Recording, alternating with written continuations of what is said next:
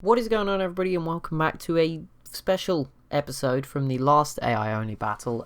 As I've been mentioning, there was something coming that hadn't given away too much about, but thankfully a commenter by the name of Don Quixote has been leaving some incredibly in-depth comments based off some very minimal information about the social policies, religious beliefs, and just the info addict statistics as well, and the action that's going on about the civilization's culture and the religions and how those have impacted some of the civilizations. They're incredibly in-depth. He's also provided some amazing artwork which I'll be sharing too for each religion, and I decided to compile all these amazing comments, and it is incredible, into one big special video just to cap off what a great series it was. It seemed to be very enjoyed. It's one that we pushed the furthest as well in terms of time, and I did want to wrap this up just before I started the next one. If you've been wondering where that is, because obviously I don't want to get the mods and not be able to go back to the old one and stuff, but I will have a new one. I think I promised it at the end. I'm recording the intro afterwards now because I messed up the first time, but so the first part is about the religion of the civs. There will then be a bit about the culture of some of the powerhouse sort of civs at the end that aren't necessarily having a religion. There should be some timestamps at the bottom. If they're not there, they probably won't be there instantly. I'll see if I can get them done on time, but they'll within a day or so there will be some timestamps. So if you want to come back to it, it's quite a long-winded one, and it probably would be better appreciated if you watched it a part at a time to really deeply understand what's being said, because it's very complex stuff. I've now read them all twice, spoke them all out once for about an hour, and I'm still not exactly 100% certain what all of it means, but I think it gives an incredible level of insight into some of the stuff you just wouldn't even think about what's going on in the world that we are simulating. And beyond that, Donkey, his only real request was that in future he'd love to see some other people contribute their own ideas about culture and the sort of societal issues in our game of Civ that we're watching, and the religion as well, and just how do you interpret those civilizations to be existing. And he would like to see some more comments about that, people interacting, discussing those sorts of issues, and I would love to see that as well. So if you could if you are interested, leave a comment. Obviously I'll be trying to do it more in the next battle as well, so that'll be quite interesting, although I certainly won't be going into the depth that we'll be going into here.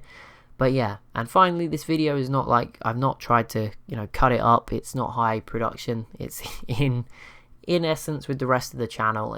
Most of it was one take where possible, so the religion bit was not, but then the cultural bit I tried to do one take, apart from a little bit where it broke. So it's not like going to be super flowing or anything.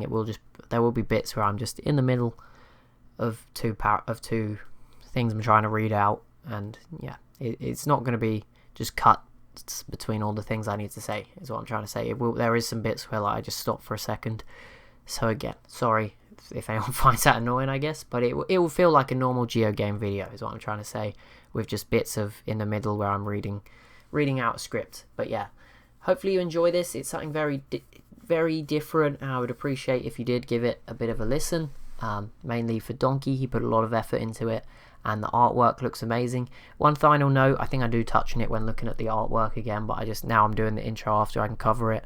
The artwork is a bit blurry in the video. I'll be posting those separately in the community tab once the video is live, so you can have a better look at those in high definition, or I don't know what the word is for a picture, but higher quality, because I had to zoom in and then it got a bit blurry because the pictures are quite small. But I will be putting those in the community tab, which you can find at the top where it says like home and videos. It depends what device you're on and stuff, but I'm sure you should be able to find it. It will show up in your subscription box as well. Pretty similar time to when the video is done. I might do them separately, but at the same time I don't want to spam people's boxes, so I'm not sure how exactly. I might do one a day or something, just for people who are interested in just the photos. But hopefully you enjoy this, and let's get right into it. Okay, so here we have the first image. Sadly I can't get it any bigger without I can zoom in a bit more, but it does get a bit blurry if I zoom in too much, but we can zoom in a little bit, so hopefully we can have a look. But this will be the first religion. I'll be doing it by order of the comments. Now I don't actually have the data up to which religion was stronger, and again, obviously by when the comments were made, it was early in the game. Doesn't really relate to the data I have access to now. But what I'll be just going through is the comments that Donkey left, yeah, Donkey. Just wanted to make sure it wasn't the wrong name. That would have been bad. But yeah, Donkey left. They're long, some of them. So again, this might be a really long episode, but they're filled with detail that I just couldn't possibly come up with. And again, it's just his interpretation, which is something he did want me to sort of specify. And he did encourage, if anyone had their own opposing views, to leave some comments of those as well. And in future, he would love to see some more people maybe giving their own cultural and, interpretations of what is going on in the game beyond just, war, because that's what it tends to be focused on. So, as you can see this image, again, hopefully it's big enough. Maybe if you want to watch on a desktop or laptop, if you are on, I imagine it looks quite small on a phone. I will zoom in a bit more, but we'll have to look at specific bits when we zoom in. But yeah, this religion and this image is depicting Shinto in Japan. So we'll leave the image as a background, and I'll come on to that in a minute. But yeah, so I'm going to just read this out, so sorry if it sounds a bit robotic or anything like that. It's going to be quite a few to go. So, and I've got like a million tabs open to try and manage everything, so I do apologize if it gets a bit messy. But here we go. Shinto is an animistic belief system tied to the ancient Japanese government. Okay, if I say bear in mind it's not me in this scenario. So I use this basic nature of the religion as a kind of outline and add details based on the beliefs adopted in the game. So I think that makes sense. The beliefs for Shinto are goddess of protection as their pantheon, interfaith dialogue as their founder belief, cathedrals and choral music as their follower beliefs, and then just war is their enhancer belief. And then Shinto will be tied into the Japanese history in the game in this scenario, because I think that is mostly where Shinto was in the game. It didn't really make it off, if I'm not mistaken. So that will be included with Japan's social policies at the time, which were liberty and honor. So Shinto began as an extension of prehistoric Japanese spiritualism, in which their animistic rituals took on the significance of imbuing... By the way, there's a lot of words I probably don't know how to pronounce in this. Imbuing Japanese warriors with the strength to resist invasion. As the Japanese were a unified nation, their defensive rights would have been directed outwards against the sea. As Shinto animists came into contact with travelers from foreign lands, they were fascinated by tales of gods and prophets. A syncretism developed with incorporated elements of foreign belief into the Japanese life, and the rigid structure of Japanese society prevented these influences from overwhelming local practices. Instead, the native culture flourished, and the union of traditional and novel beliefs inspired new forms of music and architecture. Though these remained strictly faith-based. Over time, the unique cultural practices of Shinto became so inherently tied to the unified Japanese identity that there emerged a sense of harsh nationalism concerning their religious practices. Just as all Japanese are expected to participate in the rituals of sea warding and choral chanting, so is any emulation of these practices by foreigners regarded with extreme hostility, however hypocritical this may seem. This may be why Shinto's growth has remained confined to the Japanese archipelago in spite of the absence of rival faiths in northern Asia. Which, there you go, I think that sums it up. The religion did not really leave Japan, even though there wasn't actually another one in Northeast Asia. Let me just check. I think there is a name for the pictures as well, so that will help. So yeah, this picture, which you're seeing at the moment, is Japanese warriors in religious garb performing a choral chant, as mentioned, towards the sea, and then on the mountain we can see a cathedral in the distance. So yeah, that is Shinto in Japan. This is a fantastic piece of artwork. I mean, for someone to put this kind of work into something just based off something that I made is incredible to me. So thank you so much again. But yeah, here you go. So we've got this lovely sort of Japanese cathedral atop the hill. You've got mountains, the sun, the rising sun, I guess you could think of, with Japan as well there again. Looking amazing. This beautiful waterfall, and then here we've got the sort of, I don't really know what terms to use. The religions can get so confusing. I'd say like monk types, whatever the Shinto equivalent is. But there you go, you can see them. They incredible detail. That is absolutely amazing. So again, big thank you, and that will be it's much higher definition when I zoom out, but sadly there you go, that's better. I don't want to crop, so it starts to crop early. I'm trying to get it right for the next one, around halfway. But yeah, that will be Shinto, and now I will move on to the next one. Okay, religion number 2, and it appears to be, as mentioned by the comment, that it's in reverse alphabetical order. So if anyone was wondering why they're in a certain order, that is what it is, and that's apparently how the game had them listed out as well. So this is an image of Protestantism in Nigeria. We'll go again into the image in just a second, but I'll cover the religion and the Civ again. It's based in Nigeria. First, now I again cannot actually remember which religions were really strong. I think there was 3. There was Portugal's. It may well have been Protestant. Let me just check now. Protestantism. It wasn't that one. I think it was that one.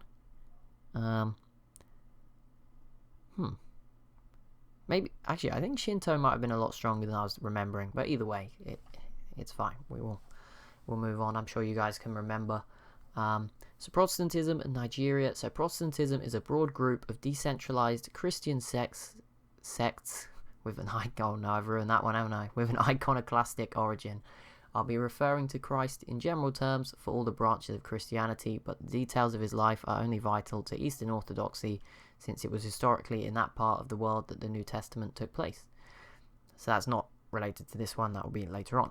The beliefs for Protestantism are sacred path, ceremonial burial, religious community, peace gardens, and reliquary. I have no idea how to say that, and that is part of the game. Nigeria's social policies were liberty, honour, and patronage at the time again. I think this is turn 100. So before Christ, Nigeria was united under an organised Druid cult, practiced orators, as well as tree worshippers. The Druids oversaw administration of the Nigerian tribal forests and mainland, diplomatic relations with Nigeria's satellite tribes, in addition to officiating complex ritual sacrifices. The first Christian missionaries who preached in Nigeria found the Druids happily receptive, and the icons and mythos of Christ were adapted to their pagan practices. With the Bible, however, arrived literacy into the primitive jungle. Nigerians who learned to read discovered that Christ did not love idolatry or bloody ritual. Confidence in the Druids waned as local heretics emphasized the sanctity of bodies and declared human sacrifice taboo.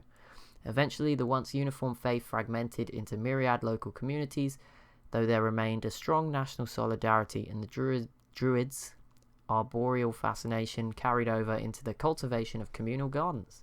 Idolatry dies hard, however. Many preachers and theologians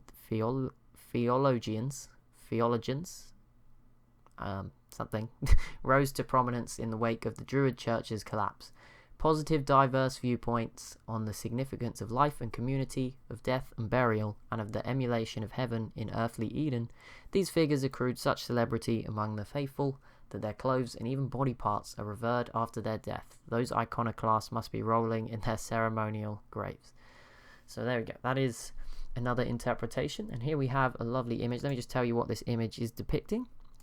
This is a wooden sculpture at the burial site of a Nigerian preacher, as just mentioned, and it features the ceremonial dagger, which you can see sort of hanging here, and which he possessed while they were alive, and a sermon is occurring in the village below. And I'll try and zoom in here, see what I can do, but there you can sort of see this little village here, and you see these people in the little homes, and in the jungle you've got the mountain. So you know there's real details of the map as well being considered here. So that is Protestantism, and we'll move on to the next one. Okay, so religion number 3 is Judaism from Burundi, and another one of the African religions. We just saw Nigeria. So yeah, Judaism, and this will again be in the context of Burundi. So and we haven't got the picture up, my bad. Trying to so many things going on, so many tabs, I apologize, but we have another piece of artwork here for you to appreciate while I go over this. So Judaism is an ancient monotheistic faith tied to the written history of its people. The beliefs for Judaism are one with nature, papal primacy, religious center, feed the world, a defender of the faith, and religious fervor. They definitely went all in on getting their religious policies in this game, obviously. Burundi's social policies at the time were piety and commerce. Now, since commerce had not been described at this point, it has been said that it is interpreting colonial policy that was exemplified by Britain, as in its wonder Big Ben. Now, from the beginning, the Burundians were led by their tribal judges, prophetic figures. I'm not good at this narrating stuff, okay? I'm sorry. Were led by the tribal judges, prophetic figures who ruled entirely by divine inspiration. The judges looked to nature for sign of God's will, meditating out on great lakes and atop high mountains, and returning with written commandments and prophecy. The written language of Burundi, a unique innovation in sub-Saharan Africa, both recorded and shaped the development of their culture. As Burundians, developed a tradition of reading the Torah. They became adept at bookkeeping and accounts recording, and their temples grew into centers for the administration and regulations of commerce for the surrounding tribes. Because of the Jewish tradition, Burundi was able to make itself into the economic capital of the region, granting itself mercantile and political power and cultivating a prosperous and well-fed citizenry. New challenges arose from the Burundian status, however. Threats of robbery and invasion loomed large for such a rich land, and it fell to the Jewish religious authorities to lead their people through this modern trial. Temples now became centers of military administration as well as religious and economic, growing into fortified complexes that buzzed with the ceaseless activity of guards, priests, and merchants. The Jewish Reformation began with a growing concern that despite being centered in temples and under the priest jurisdiction, Burundian government was becoming too secular and materialistic. A theological revolution swept the clergy, which sought to revive the ancient judges as modern commanders-in-chief, wielding ultimate authority over the police and military and responsible only to God. So there you go, that is an interpretation of Judaism and Burundi's sort of early game culture. Now I think Burundi is the only civ that actually has a religion that made it to the end, and as a result, and because Burundi was the only civ that gets freedom, they've also got their own unique comment coming later for sort of later in the game as well. So just bear this in mind, because I think it means we'll skip the early part that comes with some of the other civs that are talked about later, who don't have religions but are, you know, the big powerful civs. So Russia, the Netherlands, those kind of examples that don't have their own religion. I don't think actually any of these civs with religions made it to the end. I might be wrong. Maybe they had a couple of cities, but none of them even made it close to the top. But yeah, onto this fantastic image we have here. We have got, let me just find the title again for this one. I'm always going to forget something, I'm sorry. Judaism again. So this is a Burundian holy warrior who's looking out on Mount Kilimanjaro. So again, the attention to detail, just absolutely stunning. And from his post, in this building, and then in a temple city below, the Holy of Holies crowns the market plaza, which I think is this building here, I'm guessing. You can see some activity sort of down here, but just a fantastic image again. I mean, the skill to be able to write these paragraphs and draw these pictures is incredible. And I will be sharing these pictures in the community tab once the video is out, so that everyone, you know, if you want to have that should be able to then allow me to share them with everyone in the higher full quality, and I'm sure Donkey will be happy with that. But yeah, I'll now move on to the next religion. Okay, next religion is Islam, which was founded by Arabia. However, this comment also will take into account that Byzantium conquered it fairly early, and I mean, just going off memory here, but this comment was on video term 100. Now obviously the comments came in sort of staggered, so this probably includes a little bit after 100, but was commented on 100. So, but yeah, at some point, basically, long story short, Byzantium obviously did conquer it at some point and eliminate Arabia, but then continued to sort of spread Islam. So this comment does take that fully into account as well. So here we go. I will begin again. Getting good at this. I think I'm ready to nail one with no mistakes. Right, Islam is a monotheistic faith based on the words of the Prophet and coupled with the political idea of caliphate. The beliefs of Islam are desert folklore, church property, divine inspiration, holy warriors, and religious unity. Arabia's social policies at the time were honor and piety, so sort of a war religion would be my interpretation of that, basically. The same as the previous one was like a money religion, which was where the commerce fed into it.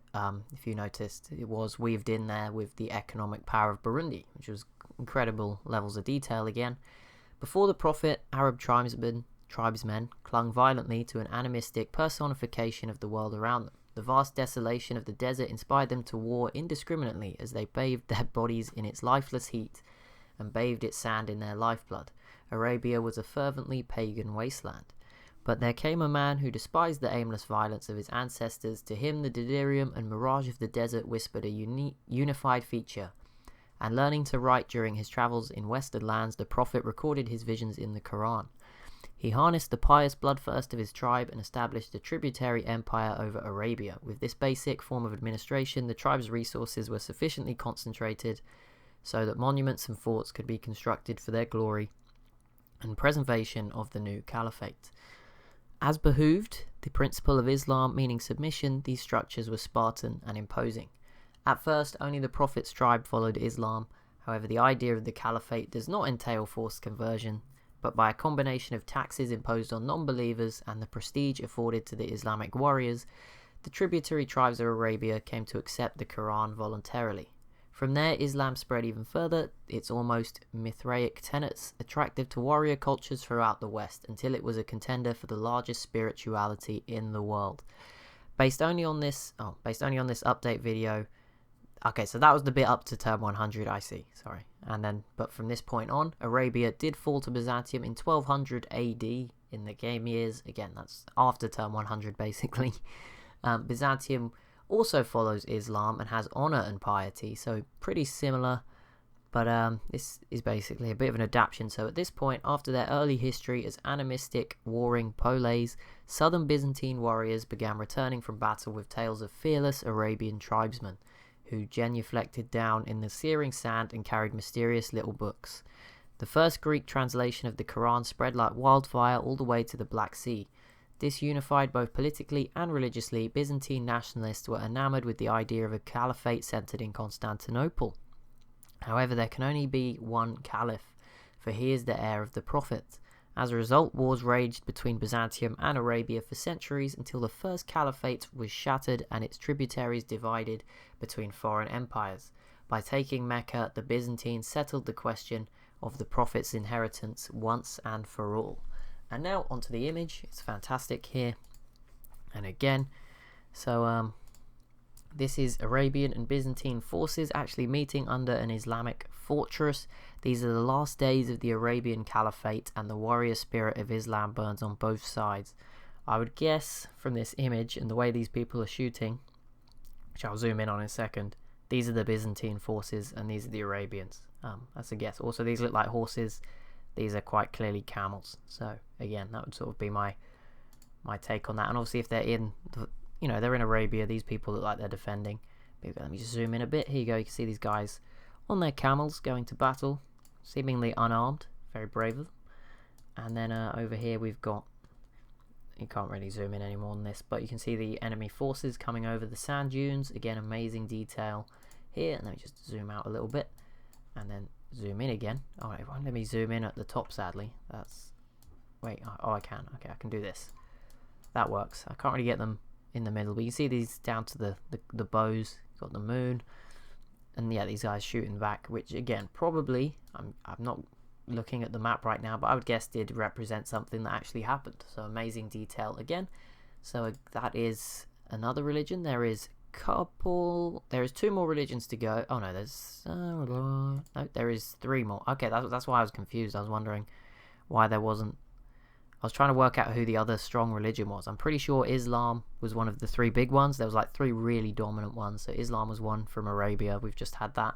Catholicism, which is coming up in a couple of goes. And then there is another one. Buddhism was the one in East Asia. That's why I was confused and thought Shinto had done really well when it hadn't. But that is another one. We'll now be moving on to the next one. Okay, the next religion is Eastern Orthodoxy and Ethiopia. So Eastern Orthodoxy is the Christian church centered in Christ's native land. As such, I will base my interpretation of Christ's life in the game on the Orthodox tenets and the history of Ethiopia. The beliefs for Eastern Orthodoxy are stone circles, world church, monasteries, mosques, and holy order. Ethiopia's social policies are piety and aesthetics. The pre-Christian Ethiopians were strict observers of what came to be called the Old Testament, possibly adapted from the Burundian Torah, as Ethiopia lies just east of Burundi. My eyes are getting confused here. Where does this sentence lead to? I'm not good at this. They developed a theocratic and insular society, building ornate stoneworks which functioned as calendars and counted down the centuries until their monotheistic god would grant them the world. To pass the time, they performed rituals based on the days of the week. Christ was born just as the great calendars were reaching their end. The imminent fulfillment of their prophecy inspired a wave of Ethiopian nationalism in which would-be redeemers attempted to unify Abyssinia and conquer the world, but their efforts were only bloody and futile. Amidst the chaos, a young man who claimed to be the son of God travelled between jungle villages and preached of peace between nations. At times he prayed in monastic isolation. At times he encouraged throngs of people to worship together. Ultimately, he was executed by religious authorities for flaunting the weekly rituals. but his following only grew until the clergy of Ethiopia was overrun by Christians who established an orthodox state. Remembering Christ's habit of both private and public prayer, they constructed both monasteries and mosques in the style of ancient calendars. Once Eastern orthodoxy had percolated through Ethiopia, the universalist nature of Christ's teachings inspired an outpouring of the faithful as missionaries. Egypt was converted in the Orthodox tradition, while Nigeria and Portugal developed their own Christian sects. Old and New Testaments together, compiled in the Bible, began to grasp the promise of world domination. So there you go, this is sort of the founding of Christianity in Ethiopia as a suggestion here, and that Nigeria's Protestantism that we already touched, and Portugal's, which is next, is sort of spouted off from this, which is quite an interesting theory as well, and I think that's more based on the religious history, but it's very interesting as well, which is, again, a fantastic level of depth that I really appreciate. Now over to our image. I will grab the caption for this one. I keep forgetting to get these up. There's only a few to go of the images, and then it will just be the map. Right, so this is a rock-hewn.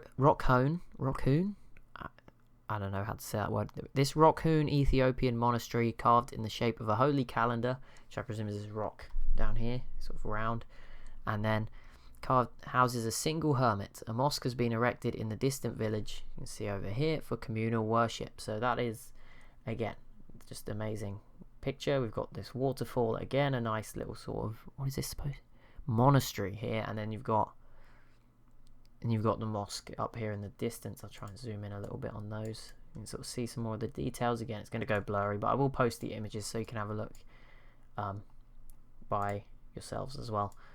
But there we go, that is that one.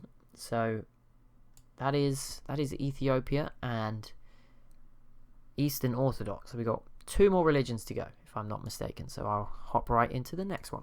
Okay, so next up is Catholicism in Portugal, which was the biggest religion in the West. We had 3 majority ones. We had one Western Europe, we had one from Arabia with Islam in sort of the middle of the old world, and then we had Buddhism, which was the majority in the Far East from Siam. If I'm not mistaken, I'm 95% certain that's the correct way it is. I'll be able to back up these assumptions in just a few minutes when I go to the map to do the powerful civs cultures as opposed to the religions. Because again, like I said, most of the founders of religions did not actually have a good game. In fact, I don't think any of them, I guess Siam had a good game, which is the last one coming up. But beyond that, not many of them had a good, by turn 400, they certainly hadn't had a good game, which is where I think I might be when I have to do the map reviewing. Assuming the map works, of course, because I don't know, hopefully it will. That would be a disaster. At least that part will be easier for me to record. But here we go, Catholicism in Portugal. So Catholicism is a Christian church with a rigid structure built upon the administration of the Roman Empire. Only a few of Civ 5's religions are in real history inherently tied to a specific civilization, and this discrepancy rarely comes up with Shinto and Islam because they're usually founded by Japan and Arabia, which I don't actually know why that is. I'm guessing it must be a built-in preference, but that is, I've always noticed that Arabia and Japan will almost always get Islam and Shinto. It's very, the only reason they wouldn't get them in a game is normally you as a human player, like that. Something I've noticed as well. So since Catholicism has been founded by Portugal in this game, I'll be operating under the assumption that the papacy is centered in Lisbon and that Portuguese is the liturgical tongue. The beliefs of Catholicism: a goddess of festivals, initiation rites, pagodas, asceticism, missionary zeal, and sacred sites. Portugal's social policies were liberty, piety, and exploration. Now, in this case, exploration is defined as the cooperative colonialism practiced by pre-revolutionary France, since the wonder is the Louvre. So that's just an interpretation of how exploration is being considered here. I think it's the only policy tree we haven't had yet, so that was all. Pre-Christian Portugal unified much of Iberia under a theocratic priesthood devoted to a canon of polytheistic gods. Forces of nature, sanctified leaders, and personified virtues became regarded as divine characters, and the Portuguese spent the year celebrating each member of their pantheon in turn.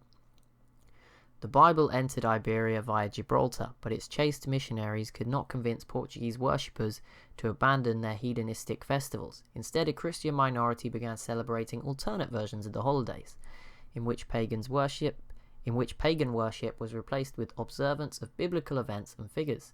Converts were found among those who were refreshed by the Christianized festival's relative purity. Orders emerged of Christians who wished to go further, renouncing worldly celebration altogether and gathering in pagodas for silent worship. After a period of spiritual conflict within Portugal, the theocracy finally became Christian. Its priesthood established a Catholic canon and papacy in Lisbon to oversee all Christian holiday and observance and ascetic orders. I have no idea what that word means, so hopefully you guys maybe do. With the establishment of the Catholic Church, Portuguese Christians went from being a conscientious minority to a righteous orthodoxy. A further of zealotry wiped out the remnants of the pagan pantheon, and when there was no more non-Christians to speak of, the Catholic inquisitors turned on heretics in northern Africa. The discovery of a new world compelled the papacy further, and missionaries were sent to establish bishoprics. Yep, there is an R in there. Bishoprics in America long before there were any Portuguese mercantile colonies. As Catholicism flourished in Europe, Africa, and America, the threat of heresy grew ever more worrisome. Certain foreign bishoprics were holding mass in local languages rather than Portuguese. They were observing non-Calan holidays to celebrate local heroes. They would sometimes even raise anti-popes to challenge the authority of Lisbon. To combat these tendencies, the papal priesthood violently restructured the Catholic hierarchy, centralizing it to an extreme degree. Official Catholic Bibles could be printed only in Portugal, religious education received only in Lisbon, and edicts delivered only by personal representatives of the high priests. The government administering joyous celebrations of Christ was strictly no nonsense. And now we have this amazing image, again in the background. Ascetics overlook the city of Lisbon from their pagoda. Oh, so they're people. Okay, that makes sense. From their pagoda, which is this here, looks amazing. Again, you've got the church, the cross, lovely details, and below, the festival of Our Lady of Fatima begins as the sun sets. I don't know what this smoke is, or a giant cloud. Maybe it's meant to represent something, I don't understand it, but you can see Lisbon on a hill, just amazing detail. It is not meant, it does look like lava running through a hill, but it is a city, and they're celebrating a festival, and it looks amazing. And again, just looks absolutely beautiful. So yeah, thank you very much for that. And we have one more religion to go. Okay, the final religion was Buddhism from Siam, and definitely last but not least, it's just again reverse alphabetical order, I think, of the religions. So here we go. We got another fantastic image to appreciate while I read this paragraph, or multiple paragraphs.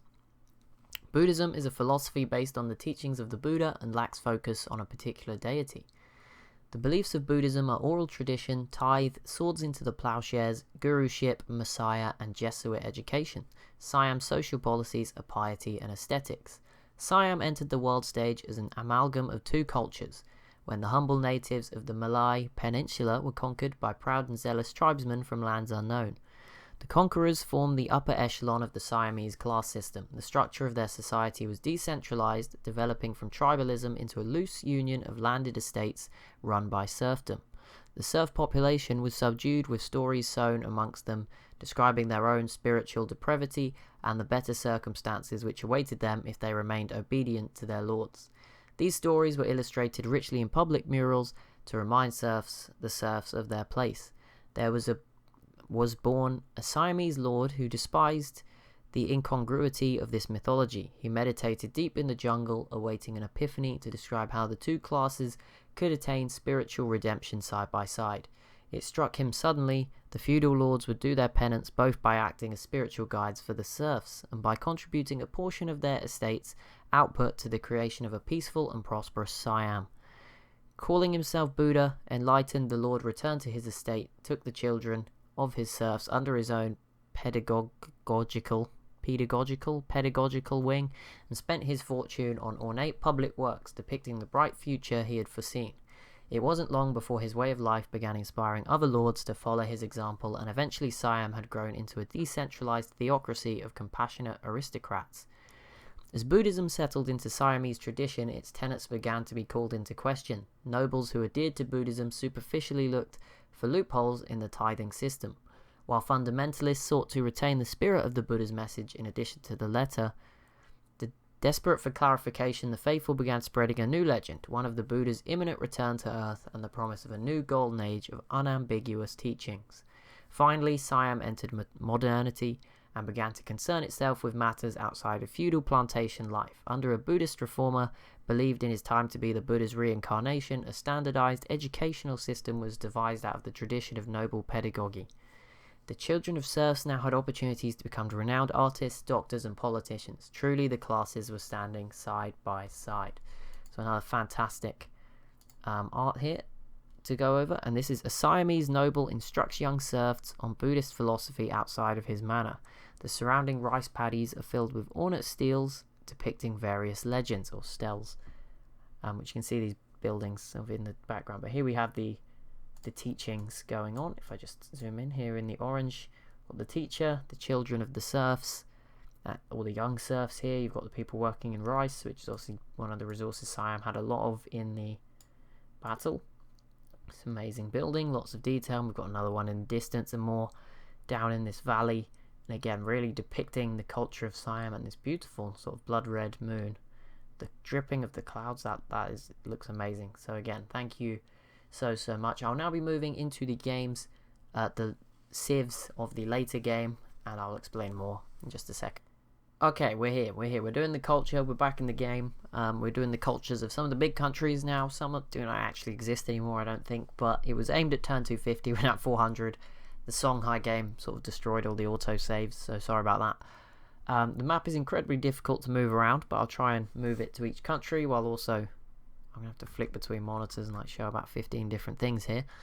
But yeah, I've got these comments are much longer. But yeah, I will put some timestamps. I'll go through and try and timestamp where I can. And if maybe I could get some help with timestamps if anyone is watching through for the cultural bit, because obviously it's not going to be as obvious. I guess when I click the civs will be the obvious point. But the first civ, and I don't think this is in any particular order, but Russia was covered first, to of course bear in mind at turn 200 they were sort of dominant. They fell away obviously towards the end. I mean, they're still great, but they're not as strong as they were. So here we go. So Russia's first. So Russia. And again, this is all thanks to Donkey. So when I say I, it's coming from him in this statements that are just coming up. There's a bit to underline what he's going to do here as well for the culture. So he says, I plan to look at each civ's regime, which I will derive from the interaction of its ideology with the pre-modern policy trees. Russia's policies are Liberty 5, Honor 3, Rationalism 2, and Autocracy 7. I will also look at history, culture, and lifestyle within the civ based on its policy trees. Religion and geography. Oh, sorry, that should have been policy. I'm so bad at interpreting when commas should come up. Policy trees, religion, and geography. Russia is a Muslim country with its own pantheon, goddess of the hunt, and occupies the western 3/4 of its real-life territory. I'll make reference to any outstanding placement within the info addicts lists. Russia is first in population, crops, military, literacy, and science, but does not appear in the top 5 for great works, and also has a negative happiness. Now again, this is turn 200, not beyond that, so sorry again if it doesn't quite match up. I just want to make that really clear. Donkey wanted me to make it really clear as well before there's any comments that maybe say that's not the truth or whatever. I know Russia is not winning any info addicts, I don't think, at the point we're looking at the game, but at turn 200 they were the runaway leader that I probably would have bet my house on to win, and that would have been a bad idea. So there you go. Pre-modern Russian history saw a union of steppe tribes conquer steadily eastward until it was halted by the Tsar. The unity of the Russian tribes was strong and infighting was rare. They were governed by a tribal council which played no favourites. Integral to their nationality were ritual hunts performed by warriors under brutal weather conditions, which served as friendly competition between tribes. From 800 AD, civilization advanced gradually through Russian tribal lands brought by southern travellers who also introduced Islam. The Quran was translated from Byzantine Greek into Cyrillic, a derivative script unique to Russia, and the tribal warriors abandoned their pantheon of game animals in favour of Allah. They built and settled around monuments and fortresses after the example of the Prophet, though these took on a unique appearance in the northern steppe, and paid their dues to the Caliph in Mecca and later Constantinople. The spread of literacy and settled lifestyle allowed wealthy Russians to inquire into the nature of Allah's creation, translating ancient Greek texts and performing scientific experiments.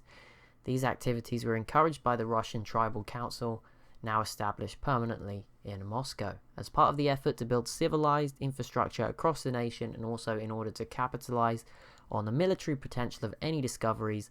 With the improved infrastructure came an enfranchisement of the Hunnic and Mongol minorities, which had been relegated to subject tribes since they were conquered. Now they began to send representatives to the tribal council and establish ethnic quarters in Moscow. At first, the cultural exchange seemed promising, but as government attention shifted east, the old Russian tribes developed reactionary sentiments. Racial tensions grew both in the council chambers and on the streets until the Muscovite representative staged a coup and declared himself High Chief of all Russia. Non-Russians were expelled from Moscow and forbidden to serve in the council, though in truth the tribal representatives no longer had any real power. The High Chief had also declared himself Caliph, putting an end to the Constantinopolitan tributary payments. Infrastructural development remains a focus under the Russian dictatorship. The scientific revolution among its upper class has given rise to new agricultural techniques, improving the efficacy of the fertile regions above the Black and Caspian Seas. Exports from these farms have prompted a nationwide population boom thanks to efficient road systems. The far east of the country is also better interconnected, largely due to the need for troop deployment against eastern rivals and the possible need to intimidate the Mongol underclass. All told, the High Chief commands a regime unmatched in manpower and force of arms, emboldened by its nationalist spirit and Islamic zealotry. The lifestyle of the Russian people is more of a mixed bag. In the south, Hunnic farmers toil for a fraction of their crops' profits. They are assured basic rights but denied citizenship or education. They are not harshly policed, however, and go about their drab, provincial lives as devout Muslims. The Mongol populations in the Gobi Desert live under the oppressive military occupation. They are considered acceptable collateral in Russia's eastern wars and are victims of an ongoing genocide of population replacement. The worst lot falls to the Buddhist Mongols at the Jar border, who are resented even by their Muslim cousins, and wait helplessly for the Buddha to return and enlighten their oppressors. Conditions are better in Russia proper, where support for the High Chief is almost universal. The Russians revel in the glorification of their common heritage and the opportunity to serve in the world's strongest military. However, they are pious Muslims, and there is an uneasy attitude about the government's severed ties with Constantinople. Even worse are the rumours that the council's inner circle has turned away from Allah, reverting to the old pagan hunting rites in a fanatical display of Russian nationalism. The dreamy democratization of Russian society has taken its toll on philosophy and art. Restrictions on speech and expression have rendered the Russian muse sterile and formulaic, and the government must often look to its neighbour, the minor power of Germany, as a pioneer of political reforms. That's quite interesting. Looking to Germany, their neighbour as well, who is still around obviously at this point in the game, and I think beyond Russia now as we are in the future. I'm trying to remember, like a month ago, so I'm not sure. But what I will quickly just interject here before I go on to the next one and say is that bear in mind, every civ, this is not a world that is representative of our own. This is a world where every nation, bar one, is under an autocratic system. I think a couple might be still in order. With this, I think 2 or 3 of the bigger countries are order, and that's it. And they all have negative happiness is probably the only reason that there wasn't as many. Oh, not all negative happiness, I don't know, but they all managed to stick around with it. But yeah, there's a few order nations, which is obviously supposed to represent sort of communism in its form, autocracy, which in this case has, I don't think, been taken to represent fascism in its full, I don't know what the best comparison, I guess, to what Germany was in World War II kind of times, which is what Civ obviously projects it to be, right? It projects those 3 sides of World War II in the ideology page. But I think in this case it's taken a little bit more. It's different. It's not like saying every autocratic country is just copied and pasted World War II era 1930s Germany. They have all got their own unique approach to that system, and there is people in each society who are better off. And again, that's probably the same in the order system. It's not exactly Soviet communism, although I think some of them are compared to that as well. And then, Burundi is the only free nation in this world. Like, that is the only country with freedom, and they're constantly being invaded by Egypt. So is there really freedom in that? Are you free if you're just in a little part of the world that's free and the rest of it's not free? I don't know. But again, this will all be covered. But I just thought I'd make it very clear this isn't the usual context of the three ideologies, because it's almost as if these ideologies could exist. There's going to be more free autocratic countries, and there'll be heavily autocratic countries. It's almost a ideology within an ideology here. There's comparisons between the autocratic countries. That's my take on it. So I just thought I'd interject that at this point before I almost certainly lose my voice. Right, there's the comment. What am I trying to do? I'm not trying to do anything. Let's go back. The next civ. I was trying to scroll down on the comment. There we go. See, if I open all of these now, it will save us an awful amount of time. And I can also let you know how many there are. So there's 2, 3, 4, 5. There's 6 more comments, and some of them are massive. Oh my goodness, that is like an essay. That's fine. There's 6 more to go, so just a heads up. If you're watching this all in one go, I imagine this video is going to be an hour plus. I'm just guessing, but I think it's already been a good 30 minutes. So yeah, just going to go ahead and say it's probably be an hour plus. I will probably take a break after doing this civ, because I've done all the other bits in a row up till now. So the next civ is the Jar, who are still around at this point in time, but again, turn 250 should be considered. They were not the world's powerhouse at the time. They are one of them now, as we're looking at the game, but yeah, turn 200, they were sort of second place. So the Jar's policies were Liberty 5, Honor 5, Aesthetics 2, and they had got 9 autocracy policies at the time. It is a Buddhist country occupying most of modern China and Japan, as well as parts of Oceania and America. The Jar is first in production, social policies, culture and tourism, but does not appear in the top 5 for gold or faith. An early cradle of civilization, the Jar homeland was united after a brief period of warring states. A capital was established at Yangcheng on the Yellow River. But rather than ravage the land for the enrichment of his palace, the emperor granted privileges to the same warlords he had just bought to heal, asking them, with the fare of administration of their family cities. In this way, the Mandarin caste emerged, both equitable governors and fierce defenders of the Jar Empire. Certain Mandarin bloodlines would inherit the imperial throne for themselves in the course of the dynastic cycle. These later dynasties engaged in conquest of the Mongols and Chinese in the north, governorship of whom was granted to the same warlords who led the campaigns. Imperial ambition then shifted towards Siam and the Yangtze. The Jar defeated the Pacific Siamese handily, but as their soldiers occupied the Yangtze rice plantations, they were awed by the guru's ornate public buildings and fascinated by the virtue and wisdom of the peasantry. Buddhism flourished among the Mandarins, who not only redoubled their efforts as aristocrats, but merged Siamese graven storytelling with their own pictographic script in a renaissance of calligraphy. Stories of the Buddhist serfs were romanticized beyond rationality. Put into practice, the Mandarins' philanthropic ideals predictably failed to cleanse the Jar of all corruption and criminality, and the philosopher aristocracy descended for a time into disillusionment and sectarian squabbles. This changed abruptly when rumors of the Buddha's second coming reached Yangcheng. The emperor declared himself and his heirs to be worldly incarnations of the Buddha, and taking only the most loyal of the Mandarin families into confidence, founded an imperial cult dedicated on enlightening the lower class by force. In addition, he and his posterity staged invasions of Persia and Japan and colonial conquests in the Pacific and North America, seeking to rid the world of the debasement by which it's resisted Mandarin culture. Jar's modern strength is drawn from its aristocracy. The Mandarins' adoption of Buddhist guruship and artwork continues to revolutionize political philosophy, as well as the empire's quality of life. Tourists flock to the nation to marvel at the Jar's architecture's supremacy in both beauty and function. Foreign dignitaries are sent to study under Mandarin philosophers, a practice which uplifts the students' nations, strengthens the unity of global autocracy, and furthers the Jar ideal of universal cultural enlightenment. The social engineering of the Jar's progressive administration has produced an industrial boom, while simultaneously maintaining worker satisfaction. Those returning from Jar proclaim, "We have seen the future, and it works."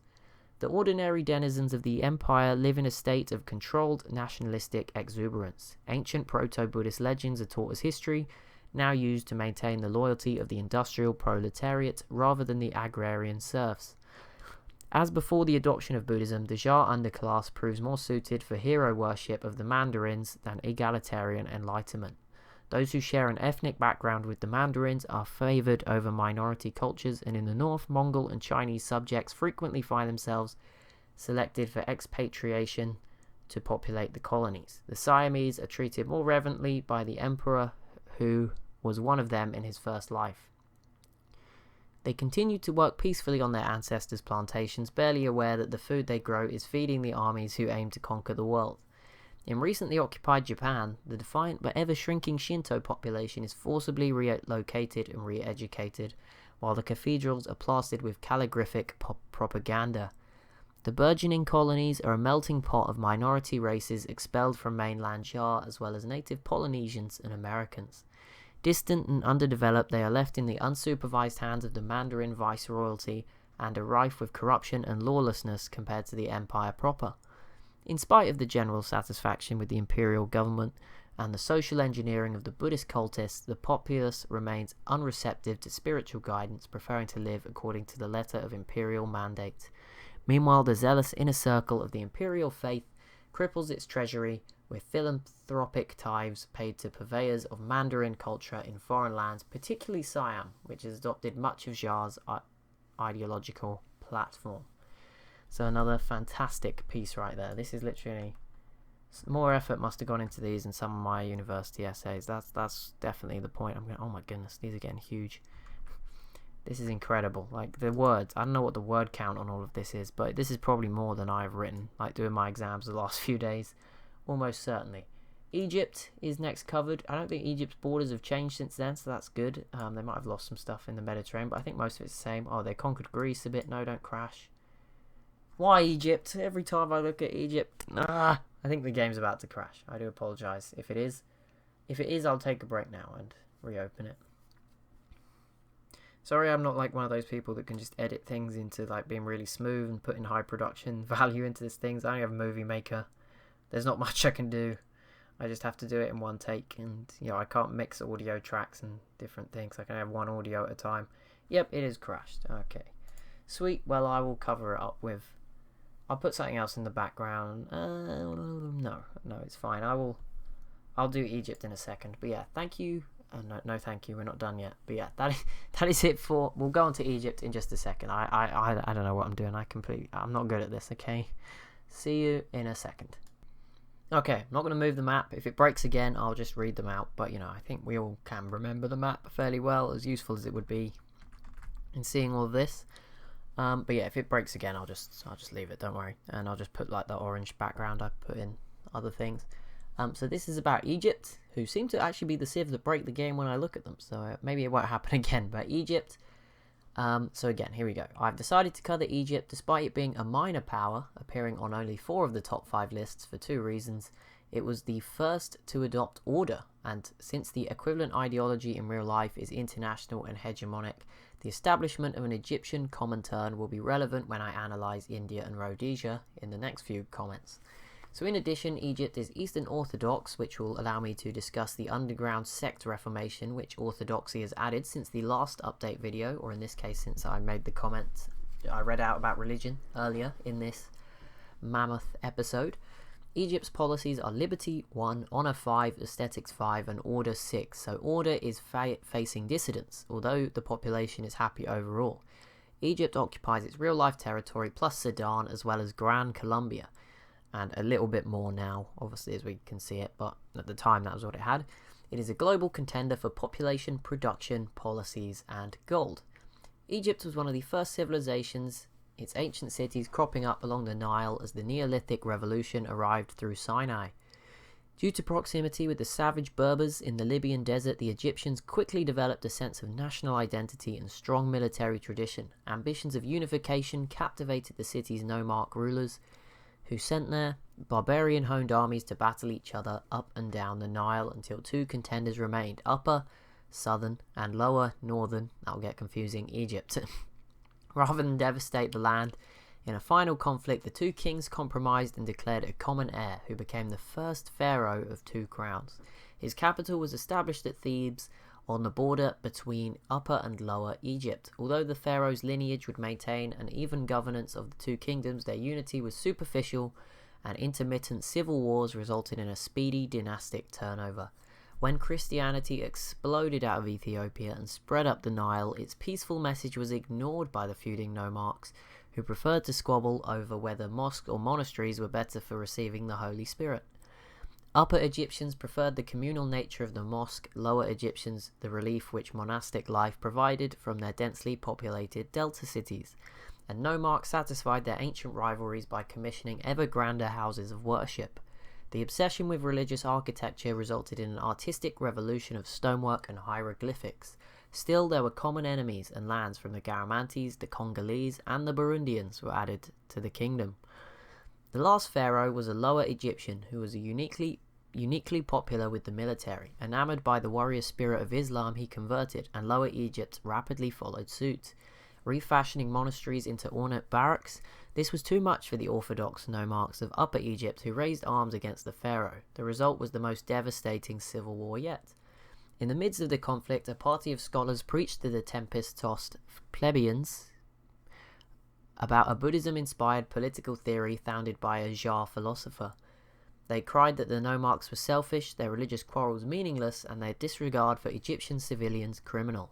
With growing support, they formed a guerrilla army, which smashed their already weakened forces of the upper and lower nobility, and set about building a people's republic from the ashes of war. The proletariat dictatorship of modern Egypt strives to further expand the revolution. Although only a secondary player on the world stage, it is a political pioneer and flourishes in the absence of noble squabbling. Modernized industry and trade are taking hold in a nation which only recently wallowed into stubborn particularism, and steady urbanization has given the Nile one of the largest populations of any region worldwide. The revolution also expands geographically as Egypt incorporates Colombian tribal lands and enlightens the natives both politically and scientifically. There have even emerged regimes in India and Rhodesia sympathetic to Egypt's cause. The Egyptian proletariat lives much as it always has, tending to the Nile's ancient farmland and observing various religions menially. The Muslims of Lower Egypt and Christians of Upper Egypt retain their old rivalry, and xenophobic sentiment is common in the ethnically diverse South, but the new government oversight prevents civil conflict. In South America, native Colombians live alongside immigrant populations from Western Europe and Africa. The cultural exchange has resulted in the predominance of Catholicism in the Egyptian colonies, and representatives of the central government must vie for power with the Colombian diocese established by Lisbon. If the government's beneficiaries lived simply and peacefully, life is much the opposite for members of the party. Thanks to the propagandistic historical education, the dangers of devolutionary government and religious fervour remain fresh in Egyptian memory. Extensive surveillance is used to ensure the absolute loyalty of bureaucrats to the party. The enforcement of atheism is resented by some of the political class, and there is a deep-seated conspiracy of orthodox worshippers who meet in secret rooms of the defunct mosques and monasteries. Rumours of this society contribute to an uncomfortable atmosphere of suspicion as party members report their neighbours to avoid being reported themselves. So that is a fantastic review of sort of interlinking culture and science there. Ideology and religion all sort of rolled into one. So next up is India. Hopefully this will not break. There we go, let me come back. Boom. Now India is obviously all over the world. I think they were pretty similar to this. They've got a bit more of Arabia now, but they already had sort of Australia at the time, I think. Maybe not as much, but you know, they were still pretty spread. So India's policies are Tradition 5, Honour 5, Aesthetics 1, and Order 4. Order is facing dissidents, as we discussed last time. Although the population is again happy overall in India, it is a Buddhist country with a substantial Muslim population occupying the Indian subcontinent. Now obviously we can see Buddhism starting to take over, but at the time again that was the case. As well as parts of Arabia, Indonesia, Australia, and North America. India isn't first in anything. That's just harsh, isn't it? Yeah, you're not first in anything, and does not appear in the top 5 for policies, gold, faith, or great works, which I think they did in the results. I think is what that was trying to imply. All of us in the next 50 turns from 200, they did get into those top 5s. India's history began as the Paleolithic site of Delhi was conquered by Aryan tribesmen from north of the Persian plateau. Establishing themselves as a ruling caste over the Dravidian natives, the conquerors tore through the subcontinent before succumbing to the impossibilities of tribal administration in such a thickly forested region. They fragmented into numerous rajdoms over which the Delites held only a loose cultural sway. What prominence Delhi kept lay in its possession of the Vedas, records of the Aryans' history and warrior code, for they were of the literate breed of savage. India grew even more fractured with the arrival of religious influence from outside of the subcontinent. The north, which had come to admire more moderate virtue thanks to its natural defences, became enamoured with Buddhism, and its Rajas dedicated themselves to the edification of the Dravidians. The southern Rajas were engaged in constant war with the Arabs and came to respect the more brutal virtues of Islam, even as they reviled its worshippers. By 500 BC, India had succumbed to the pull of civilization as the north settled in Guru's estates and the south around Islamic forts, and had solidified into two distinct political leagues. The city of Delhi was wrested constantly between Buddhists and Muslims. New Vedic chapters reflected the tug of war as each puppet regime vilified the one it had displaced, and the city's architecture developed into a unique blend of ornately illustrated Siamese and Stoic Arabian inspirations. Centuries passed, Rajdoms emerged in the Pacific and the occupied Arab coast, and the leagues continued to fight over even the pettiest casus belli. The massive urban population of Delhi grew increasingly resentful of both sides. Under the Buddhists, they were insufferably moralized and expected to fight with distinction in league wars for which they were totally dispassionate. When they opened the city's gates to Muslims, they could be enslaved or massacred, then forced to pay taxes to Constantinople. A conspiratorial party of Dravidians appealed to the People's Republic of Egypt, which had recently overcome similar religious turmoil. With Egyptian supplies and leadership, the Delites liberated their city, put down the leagues, and expunged the Rajas. The Vedas were ceremoniously destroyed to symbolize Delhi's new significance as the capital of a revolutionary India and the beacon of international socialism in the East.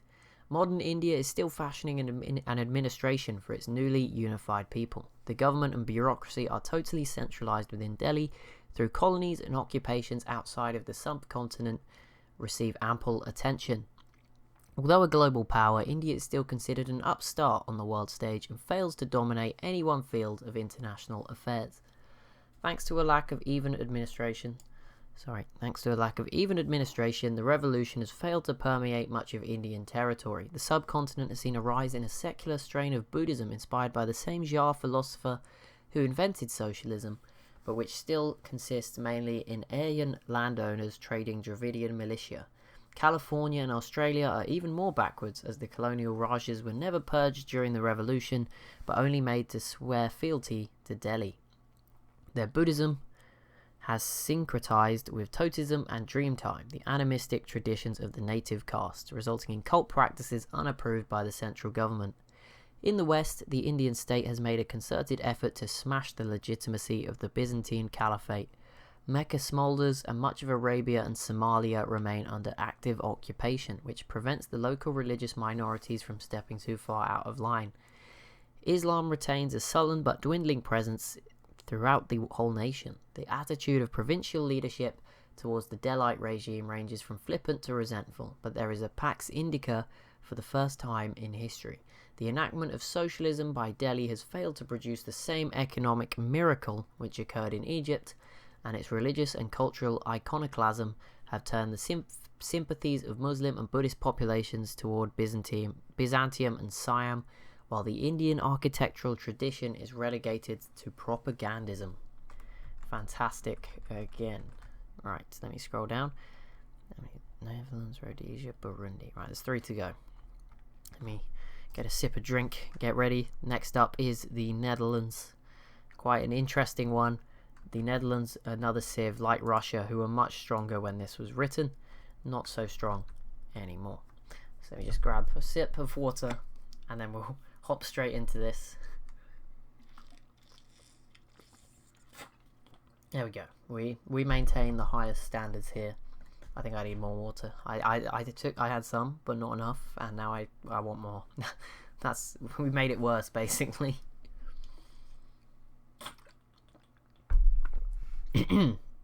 Right, we should be ready. Hopefully you guys are. Hopefully you enjoyed this. As I said, I'll try and timestamp things, so If you are just looking for certain civs, or you want to come back and find a point, then that is fine. I can understand this is going to be an incredibly long-winded sort of thing to listen to, and certainly, you want to take them in individually. I think you want to consider what happened, and rejig your memory as to actually how the game played out. So the Netherlands, Holland's policies are Liberty 5, Patronage 5, and Autocracy 4. Now that is obviously just something I've made up. I think I used the terms like just to say, because it says what number they have. Obviously, we can't see what they actually picked. It is a Catholic country occupying Gaul and much of the North Sea, as well as eastern North America and Australia. The Netherlands has experienced a severe decline between this video, turn 200, and the results at turn 250. Where they once occupied every top 5 except social policies, gold, science and faith, they now only occupy food production, land, cities and great works, barely surpassing Egypt to qualify as a major power. The Dutch identity emerged in Europe's Paleolithic period with its nucleus in the Germanic lowlands. Pastoral tribesmen ambled and migrated in an ever-broadening circle, eventually stretching between the Pyrenees, Cisalpine Gaul and Norway. Although their interaction with Gallic and Scandinavian tribes was not totally non-violent, the Dutch were a diplomatic people who happily involved themselves in local customs and interbred with neighbouring groups. Soon the region surrounding the site of Amsterdam had been fully assimilated into Dutch heritage, and the disparate woodland population sent representatives to a regular assembly called the Thing, which served to keep the peace between tribes. The outlying Gallic and Norse Dutch populations remained friendly, but cut off from their cousins for a time. By 600 BC, however, Mediterranean traders had introduced civilizations to the Gallic Dutch inhabitants of Provence. Catholic missionaries arrived soon after, and over the course of hundreds of years, their construction of a church infrastructure up through the Netherlands eventually allowed the Thing to better regulate affairs in and around Amsterdam, and to establish protectorates in the Dutch periphery. With the spread of civilization to the Norse Dutch, pioneers took advantage of sails and rigging to make their way through the Atlantic, colonizing the Faroe Islands and Hudson Bay. Domestic politics were defined by the power struggle between the Thing and the papacy for control over Holland's diocese. When the Dutch tried incorporating their traditional holidays into the church calendar, Lisbon declared them idolaters. When they tried moving away from Portuguese as a lingua franca, they were subjected to book burnings and excommunication. The papacy insisted that the Archbishop of Amsterdam preside over the Thing's assembly, and appointed that position carefully.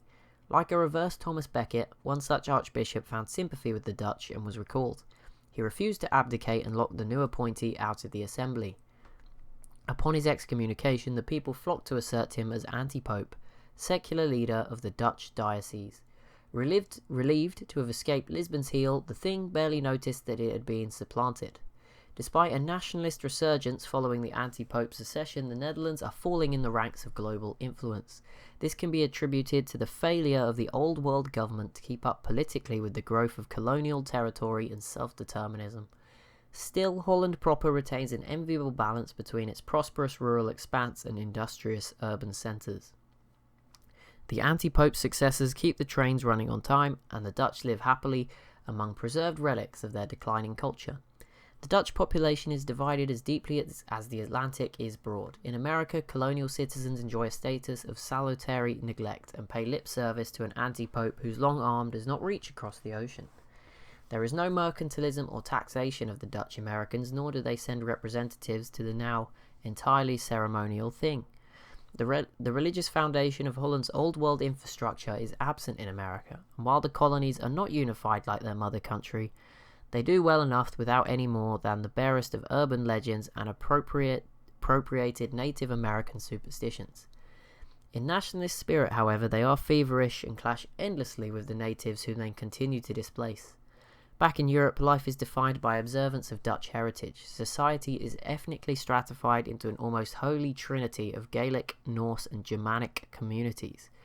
The Gaelic Dutch live in their southern protectorate until the sunny fields, the Norse Dutch trawl the North Sea in their own protectorate, and the Dutch proper perform administrative and industrial jobs throughout the Netherlands cities.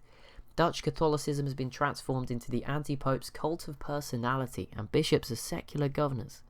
The breakdown of Dutch mercantile dominance of the Atlantic has restored ancient order, whereby the Netherlands begrudgingly allow Portuguese merchants to dominate their economy and settle diaspora, which remain dangerously loyal to Lisbon.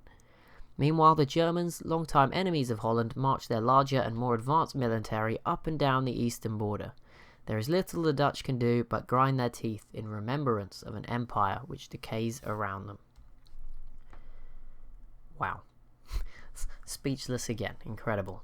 And we are on to Rhodesia, and then we will have Burundi, who it's a fitting way, I think, because I believe we started with Burundi, or maybe Burundi was one of the starters, so that's quite fitting.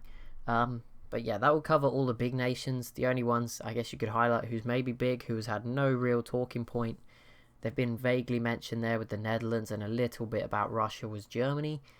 But apart from that, everyone has been covered who is still alive, at least at this point, at turn 400. You know, all the religions were covered, all the civs have been covered. Siam had their own parts with their own religion. Greece and Germany and Great Britain are maybe the three that, you know, with hindsight, but there's time issues, and Donkey picked the ones he wanted to focus on, and I think he's done I'm not criticizing here, I'm just saying, you know, those would be the three that aren't really covered. But again, that's hindsight, that you wouldn't know that they were still alive now for me to pick them. He was picking at a time when they weren't doing as well, so that's fair enough. The fact Germany is still alive is absurd, and the fact that they're now probably stronger than the Netherlands and Russia is also absurd. So they, you know, he obviously couldn't have known that. And I mean, Persia is actually the only other civ then even left alive at this point that it hasn't just been touched on. In fact, Carthage has one city, I think, maybe. Well, that might even be Germany, but I don't want to click in case it breaks. So yeah, everyone's been covered, basically, is what I'm trying to say, except maybe Germany, but they have definitely shown up. I think Britain and Greece haven't really had a mention, but beyond that, everyone has been covered, and that's amazing. And Persia, but yeah, well, Persia was mentioned, actually. So 2 to go. Here we go. Let me just, one more sip. We will get through this. I don't know. Let me know how much. I feel like I'm talking in a different way. I don't know. I don't know if I'm better at this or worse than when I just randomly make stuff up off the top of my head, which is what I'm doing now. But here we go. Rhodesia. Rhodesia's policies are Tradition 5, Liberty 5, Honor 5, and Order 6. Order is facing dissidents, although the population is again happy overall. It is a Jewish country occupying southern and central Africa with Catholic colonies through most of South America. Rhodesia is first in production, land, and great works, but does not appear in the top 5 for gold or faith. Interestingly, it was, as of this older update video, turn 200, first in cities, but deficient in population. In addition to losing that status, Rhodesia has also surpassed the Jar in production, and has gone from being first in gold to its current deficiency. So they're losing gold, but they have gained production. So there you go. That's what that means. I think a little bit wordy. I was getting confused. The Bushmen inhabiting the site of Salisbury were the first and most ancient precursors of what would eventually become Rhodesia. In the time before the Bantu expansion, they established, through a series of fortuitous conflicts, a loosely unified tribal administration in southern Africa. This, the San Republic, was defined by its pragmatic culture focused thoroughly on the questions of tribunal law and national defense. As it grew more administratively efficient, so grew partisanship. As it grew its military tradition, so grew the cultural divide between the legions and the citizenry. So it was that when faced with waves of Bantu barbarians from the north, the Republic was forced to quell its internal bickering with a provisional dictatorship and focused all its resources defending the Bushman warriors' ancestral land from invasion. The site of Salisbury developed a pseudo-religious significance as men were raised and killed simply to preserve it. So much so that there was even persecution of Jewish Christian minorities who refused to kowtow to the growing dictatorial cult. Still, the force of arms was not sufficient to secure tribal lands against migration and population replacement, and the dictatorship's new Bantu inhabitants provided such lucrative soldiers that their tribes were increasingly favoured in the highest administrative ranks. Though it still called itself the San Republic, the state had transformed colloquially into the Matupa Empire.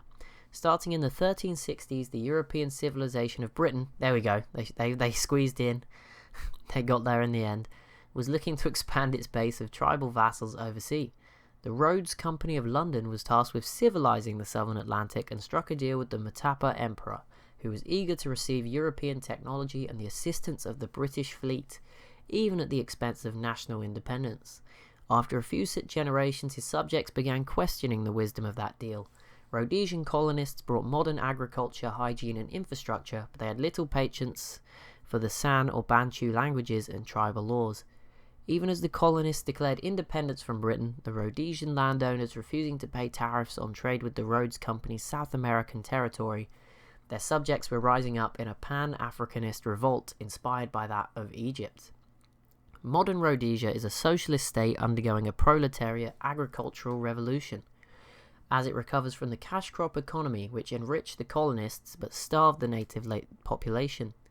Despite the trend of deurbanization, its industry is unparalleled, particularly in Salisbury, which has grown from a tribal hunting ground into the metropolitan centre of the revolution for the southern hemisphere. Relics of the pre-colonial empire are looked on as testaments to the native class's ability to act independent of the European-descended bourgeoisie. Meanwhile, the once insignificant influence of Abrahamism has exploded throughout Rhodesia. As Judaism takes hold in Africa and Catholicism in South America, much to the consternation of the jealously secular government, both revolution and the insidious threat of counter-revolution gripped the country. Thanks to a thorough percolation of Pan-African socialist ideology through the population, tribal distinctions in modern Rhodesia are largely erased, and the primary ethnic juxtaposition is between the African proletariat and the European minority. The latter thinly populate both the Old and New World. They take refuge in urban religious communities, having been driven from their estates during the revolution, and represent the bulk of the religiously and politically founded dissent against the Salisburian socialism. In South America, British descendants mingle with Portuguese missionary immigrants and make up a Catholic clergy poised in an uncomfortable standoff with the atheistic administration. The African socialists in the New World resent the Europeans for their preachy nonsense and regard the papacy as a racist and imperialist institution. Lodged between the two groups is an uneducated class of mixed African and native descent which generally adheres to both to Catholicism and African identity. In the Old World, tensions are not so much racial as economic. The African majority is far more pronounced and makes up agrarian, industrial and political classes. Arranged into tribal Soviets, the booming rural population works to feed the bustling administrative centre of Salisbury, which is a living monument to Africa into tribalism, hard work and political prowess. Still, nobody can deny that the collapse of the cash crop market has crippled the Rhodesian economy, and under the tutelage of the bookkeeping Burundian diaspora in their temple districts, British-descended Jews reminisce about the time as lords of southern Africa. So there you go, quite an interesting adaptation. I am imagining that at some point Britain and Rhodesia maybe indicated at least that they were working together to come to that interesting development. And again, being near to Burundi and they're linked to commerce, you get the stuff about the bookkeeping and the cash crop. So an amazing level of depth again. And now we have the final comment. Now this is the biggest one, but it's quite interesting. So we will go into that. And this is on our Freedom Nation, so I don't really need to move too much. It is on Burundi. So there you go. Let me just scroll up. I'll keep the mouse over here so that I can scroll through this big comment. But yeah, I guess maybe it's sometimes nice to do it before the final one. Something, you could do it afterwards, but I thought I'll do it now. So I want to say one more time, because I've done it a lot of times in this, but thank you, Donkey, for these comments. They are amazing. Obviously, this is a very special opportunity, guys, that we have been given, because I don't know if Donkey will be able to do the same again, certainly with the same detail, to put this level of time and effort in. So again, that is why he's encouraging you guys in the future to maybe come up with your own suggestions. I will try, and I'm definitely going to be thinking about culture very differently in the next AI only battle. Probably not in this level of detail, but yeah, bear in mind this might be, I don't want to say a one-off thing. I don't want to speak for Donkey in any way, but we may not, for whatever reason, we might not get this opportunity again. So hopefully you guys, if you have watched this far, have really appreciated this. If you could leave a comment, don't thank me or anything, but just say thank you, Donkey. I'm sure he'll really appreciate that. And yeah, he's put a lot of work into this, probably as much as I put into recording it when you really think about it. So that is probably more, to be honest, a lot more. Yeah, I was wrong to say that. A lot more. It's probably gone into these comments than I've put into making the video. So that, for that respect, I am, yeah, it means a lot to me. Tears, maybe a tear. That, yep, it is a tear. Yeah, just to think that I'm just making these videos and that someone would put that much effort in really means a lot to me.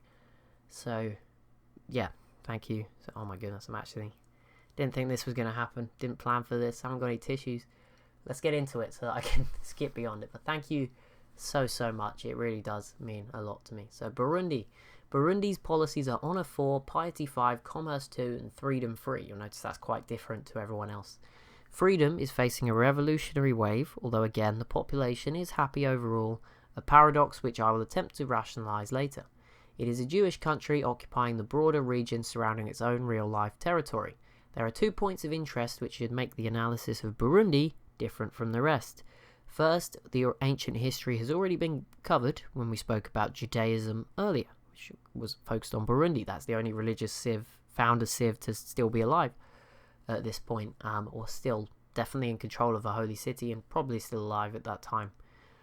But because it has adopted freedom, oh no, sorry, the second reason is, again, Burundi does not appear anywhere near the top 5 in the info addicts, which is what I assume, judging from that comment, how the rest of it has been decided. But because it has adopted freedom, it is the only freedom nation. I think it was the only one to adopt freedom. Maybe someone did and had a revolution, but I'm 95% sure, or died, but I'm pretty sure they were just the only ones. And I want to present it as a touchstone by which we who live in a free country can understand the relation of the games world to our own everyday lives. No, I didn't get a drink in the break. I'm going to get one now. You can probably hear it going. We're so close. 3 paragraphs, that's all it.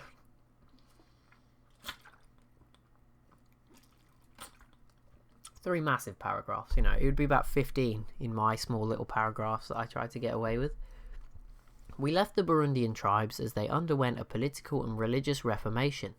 Threatened by the growing prominence of secular activities in their temple city-states, local Jewish leaders sparked a wave of zealotry throughout the nation, which saw the tightening of theocracy and the militarization of the populace. The fledgling junta was soon put on the defensive. To the north, the 2 Christian factions of Egypt had momentarily set aside their ancient rivalry in the name of a common goal: conquest of the Holy Land, stretching from Lake Victoria to Mount Kilimanjaro, a region which was of great significance in the Burundian Torah and Ethiopian Old Testament alike. Waves of crusaders followed the White Nile, southward into Burundi, catching the northernmost temple cities in the midst of some international bickering and crushing them decisively. Refugees from those battles travelled into the Burundian highlands, warning the southern tribes of the onslaught. A union of tribal armies rushed to defend the choke points created by Lakes Albert and Kyoga. Against all odds, they managed to break the Crusaders' momentum, and from that point, the Burundians spent generations further entrenching their holy warriors in a complex of multi-purpose barracks, forts, and temples fervently erected across the 60-mile strip of land. Their culture, meanwhile, became entrenched in the revanchism and camaraderie typical of a people fighting tooth and nail for the right to survive. If the tightening of theocratic dictatorship in each of Burundi's cities had weakened the burgher class, it had not destroyed it. Descendants of those wealthy merchants who had seen their heyday in the age of commercial profligacy still occupied the untouchable upper crust of the non-clergy. They continued to operate their transnational investment banks and commodities markets, even jumping at the opportunity which war provided to sell weapons and strategic raw materials to both sides when possible. Still, the zealous judges grew ever less respectful of private property, ever less willing to accept bribes in place of military service. The junta's patience for those miserly cowards was wearing thin. Prohibitive tariffs, nationalization of industry, censorship of political treaties, calling for a secular constitution, and even detainment of conscientious objectors were all commonplace.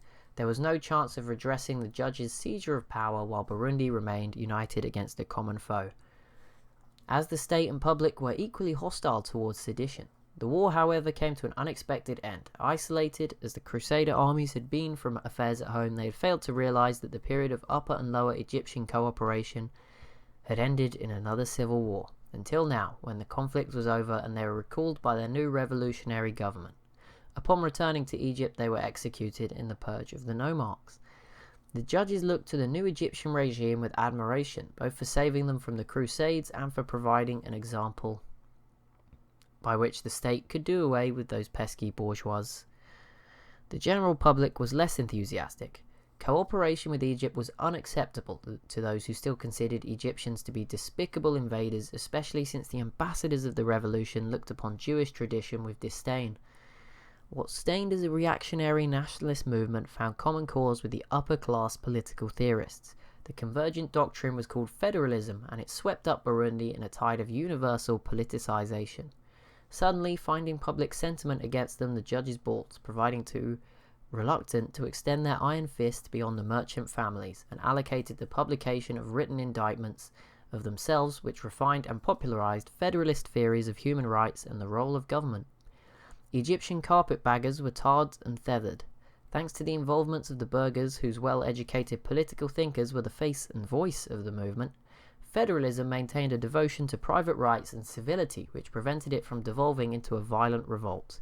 Instead, fearing that their power would be swept from under their feet, each city's judge consented in turn to ratify a constitution which guaranteed free elections, unrestricted political expression and religious practice, and the rights to life, liberty, and property. Today, the federal state of Burundi, with its unique constitutional government, is one of the weakest nations in the world. Hostilities with Egypt have resumed thanks to the new government's unapologetic expulsion of Egyptian ambassadors. Through sheer force of will, the fortified complex at Gitega holds the revolutionary armies at bay. We can obviously say that is not the case anymore, but at the time that was true. Holds the revolutionary armies at bay. Ironically, despite having been born in part from burgher anti-war sentiment, federalism now preserves itself via a policy of compulsory military service for citizens who come of age. Behind the front line, Burundian life is comfortably familiar. The temple city streets teem with all the characters found in lax capitalist society. Businessmen give wide berths to street peddlers. Pharisees make shows of feeding beggars. Policemen shake their fists at mischievous schoolchildren. In their offices and classrooms, Burundians break the day's monotony with cover and evacuation drills which serve as a precaution against Egyptian bombing runs. In quiet moments, they catch glimpses out of upper-story windows past ruins of the Kotals and make sardonic prayers towards Kilimanjaro and Lake Victoria.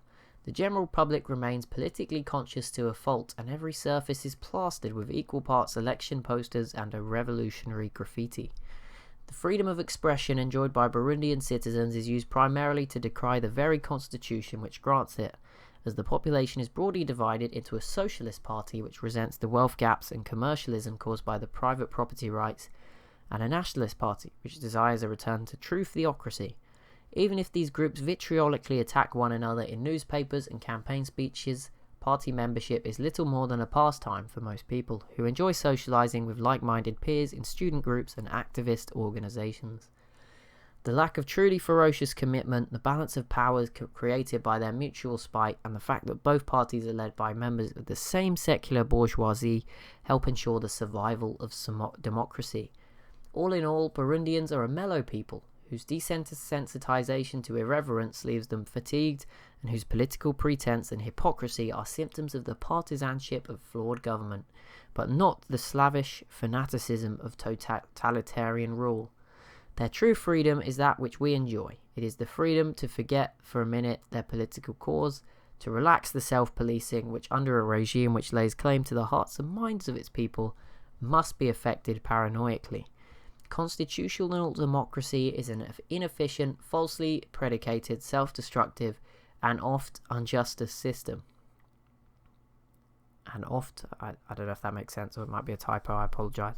But out of all the peoples of the world, it is the Burundians who are at liberty to realise these things about their government. So that is quite fascinating, look into the life of what goes on here within this Burundian city. But that will be it for this religious and cultural recap. As I said, I don't know if we'll be able to do something like this, this level of detail, but I would, and again with Donkey requesting that maybe some of you guys can contribute your own thoughts for the next game, the Asia Air Only Battle. I will be trying to keep a better eye on what's going on and sort of explaining my things. I certainly couldn't articulate it in the same way by any means. A lot of those words I did not really understand and wish I wish I did, but I'm not blessed in that way. But yeah, that will be it for this. Please be sure to leave a like and a comment saying thank you to Donkey if you have enjoyed this video. I will try and ensure there's some timestamps pretty soon after it comes out. But I'll probably be editing this right up until it gets posted in a very short notice. If you are watching early on, it might not be there, so I do apologise. Yeah, thanks so much for watching. I'll aim to have a new AI only battle up within the next 2 days. That will set me running. That will be when, so by Friday it will have started, but it will probably be ASAP. But yeah, thank you so much for watching, and I'll see you in the next one.